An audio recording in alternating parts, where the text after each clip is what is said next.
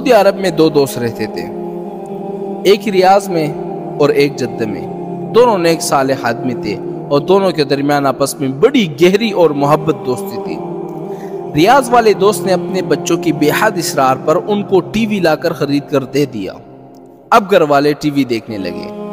کچھ دنوں کے بعد اس کا انتقال ہو گیا، اور اس کے انتقال کے بعد جدے والے دوست نے خواب میں ریاض والے دوست کی زیارت کی تو دیکھا وہ تو تکلیف میں ہے۔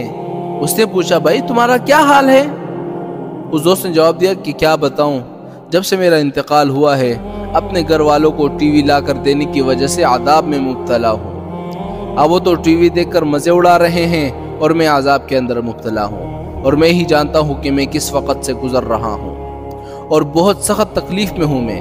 تم میرے گھر جا کر ان کو سمجھاؤ کہ کسی طرح گھر سے ٹی وی نکال دے تاکہ میرا عذاب دور ہو جائے۔ اس دوست نے کہا کہ اچھا میں تمہارے گھر جا کر ان کو سمجھا دوں گا۔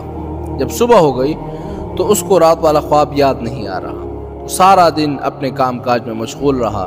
جب رات کو سویا تو خواب میں پھر ریاض والے دوست کی زیارت ہوئی۔ اس سے شکایت کی کہ تم نے مجھ سے کہا تھا کہ میرے گھر جاؤ گے لیکن تم نہیں گئے، میرے گھر جلدی جاؤ، میں بہت تکلیف میں ہوں، تم ابھی تک میرے گھر نہیں گئے۔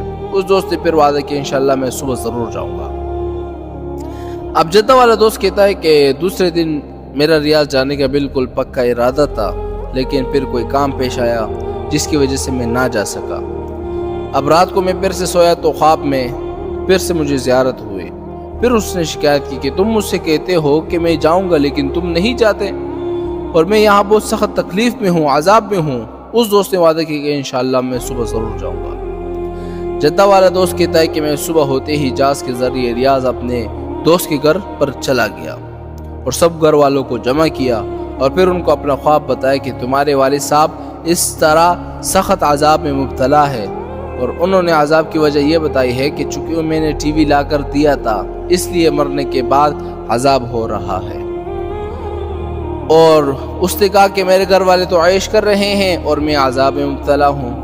جب انہوں نے اپنے باپ کے عذاب کے بارے میں سنا نا تو زار و قطار رونے لگے کہ ہائے ہماری وجہ سے ہمارے والد صاحب کو عذاب ہو رہا ہے۔ اس کے بعد بڑا بیٹا اپنی جگہ سے اٹھا اور اس ٹی وی کو اٹھا کر زمین پر پٹخ دیا اور اس کے ٹکڑے ٹکڑے کر دیے، اور وہ ٹکڑے اٹھا کر کچرے کے ڈبے میں ڈال دیے، اور اس سے کہا کہ آج کے بعد ہمارے گھر میں یہ لعنت نہیں ہوگی جس کی وجہ سے ہمارے باپ کو عذاب ہو رہا ہے۔ جدہ والا دوست کہتے ہیں کہ میں بڑا خوش ہوا کہ اولاد سعادت مند ہیں۔ ہاں انہوں نے بہت جلدی اپنے باپ کی تکلیف کا خیال رکھا اور اپنی بھی تکلیف کا خیال رکھا، اور اپنے باپ کو عذاب قبر سے بچا لیا اور اپنے آپ کو بھی جہنم کی آگ سے بچا لیا۔ پھر وہ واپس جدہ گھر میں آ گیا اور رات کو سویا تو پھر خواب میں آپ کو پتہ ہے کیا دیکھتا ہے؟ ریاض والا دوست کو دیکھتا ہے کہ ماشاءاللہ مسکرا رہا ہے۔ تو میں نے اس سے پوچھا کہ کیا حال ہے؟ اس نے کہا کہ بھائی اللہ تم کو جزائے خیر دے، جس طرح تم نے میری مصیبت دور کر دی اللہ تعالیٰ تمہاری مصیبتیں دور کر دے۔ جس وقت میرے بڑے بیٹے نے ٹی وی کو زمین پر پٹخا نا اس وقت سے میرا عذاب بھی ختم ہو گیا اور اللہ تعالیٰ نے مجھے اس عذاب سے نجات دے دی۔